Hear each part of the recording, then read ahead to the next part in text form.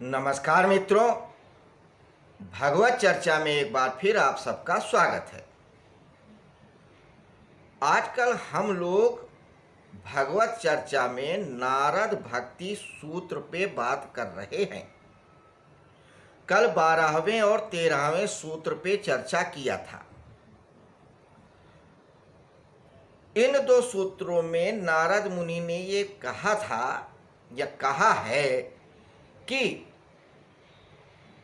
भक्त के मन में ये बात दृढ़ हो जाए कि ईश्वर के अलावा और कोई रास्ता नहीं है कल्याण का, और वो भक्ति के मार्ग पे चल भी पड़ा है।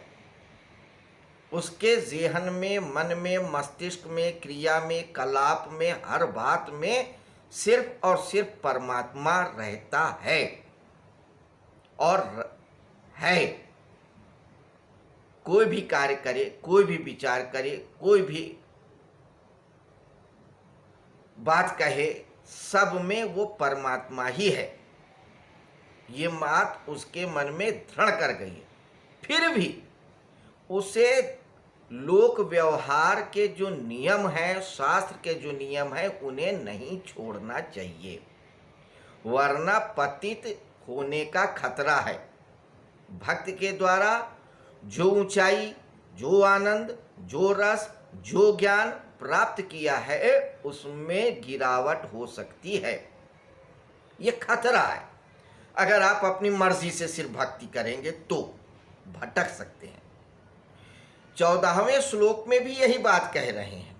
तो आइए 14वां श्लोक देखते हैं क्या कहते हैं। कहते हैं, लोको अपि तावदेव किंतु भोजनादि व्यापार स्त्या शरीर धारणया अवधि। दो बात कह रहे हैं। पहले हिंदी में अर्थ समझ लें, फिर हम चर्चा करेंगे। कहते हैं, लौकिक कर्मों को भी तब तक विधि पूर्वक करना चाहिए। कब तक? जब तक ब्रह्म ज्ञान ना हो जाए, जब तक भक्ति इतनी प्रगाढ़ ना हो जाए कि भक्त और भगवान में कोई भेद ना रह जाए, तब तक। क्या कहते हैं? तावदेव, तब तक व्यापार लोको अपि, लोक का, संसार का व्यापार करते रहना चाहिए। संसार में जो नियम बताए गए हैं, देश काल और परिस्थिति के अनुसार, वर्ण के अनुसार, वर्ग के अनुसार, जात के अनुसार, उन कर्मों को करते रहना चाहिए। चाहे आप भक्ति 24 घंटा करें, वरना पतित होने के चांसेस हैं। जिस दिन भक्त और भगवान में कोई भेद न रह जाए, उस दिन की बात ही अलग है।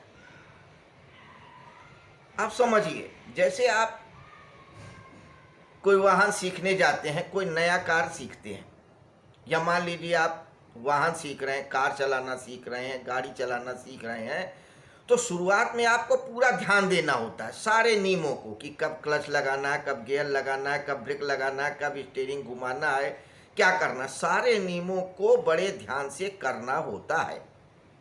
जब आप पारंगत हो गए, फिर एक अलग बात है, फिर आपके सारे कार्य नियम से होते रहेंगे, और कहीं कुछ थोड़ा बहुत इधर उधर हुआ तो आप उसको सही कर सकते हैं, एडजस्ट कर सकते हैं, लेकिन साधना काल में नहीं। यही कह रहे हैं कि जब तक ब्रह्म तत्व की प्राप्ति ना हो जाए, अनुभव ना हो जाए उस ईश्वर का, तब तक देश काल और समाज के नियमों का पालन करना चाहिए। और जहाँ तक भोजन, शरीर की बात है, भोजनादि की, नित्य कर्मों की, वो तो जब तक शरीर है तब तक चलेगा, इसलिए उसको भी करते रहना चाहिए। ये नहीं कि आप भक्त हो गए तो आपने बिल्कुल सब कुछ छोड़ ही दिया है कि नहीं, अब भोजन भी नहीं करना है, पानी भी नहीं पीना है, नित्य कर्म भी नहीं करना है, कुछ नहीं करना है, बस भगवान का नाम ले रहे हैं, अपने इष्ट का नाम जप रहे हैं, कि नहीं अब क्या नहाना, क्या धोना, क्या शौच कर्म करना, नहीं, ऐसा नहीं। ये तो जब तक शरीर है तब तक करना चाहिए। भक्ति का अर्थ ये नहीं कि सब कुछ छोड़ करके सिर्फ भगवान का ही नाम लो, वो सब करते रहो, हर कर्म में उस भगवान का स्मरण करते रहो।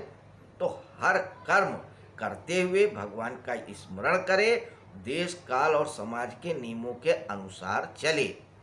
जो करता है इस तरह से वही सच्चा भक्त है।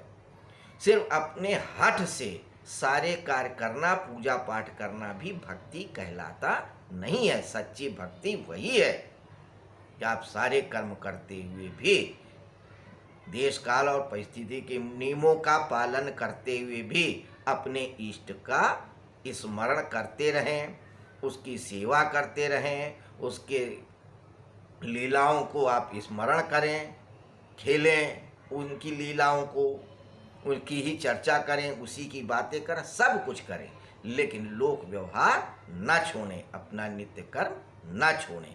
यही शिक्षा दे रहे हैं नारद मुनि इस 14वें सूत्र में। तो नारद मुनि ने शुरू के सूत्रों में भक्ति की बात बताई कि भक्ति है क्या। सात्वस्मिन् परम रूपा की भक्ति प्रेम का परम स्वरूप है। फिर वो कामना युक्त नहीं है, कामनाओं का निरोध करता है, और उस निरोध के भी सभी विषयों पे चर्चा किया। अब उसके बाद क्या करना चाहिए ये भी बता रहे हैं। इसके बाद अब 15वें श्लोक से 3-4 श्लोकों में भगवान की भक्ति के संदर्भ में और आचार्यों ने क्या कहा इसको बताएंगे नारद मुनि, यानी 15वें सूत्र से। तो 15वें सूत्र में क्या बताएंगे ये हम कल चर्चा में लेंगे। आज इतना ही। तो आज हम लोगों ने नारद भक्ति सूत्र जो 84 सूत्रों की एक अद्भुत ज्ञान माला है उसके 14वें सूत्र पे चर्चा किया। कल 15वें सूत्र पे बात करेंगे। तब तक के लिए आपसे आज्ञा चाहेंगे। नमस्कार, शुभ रात्रि।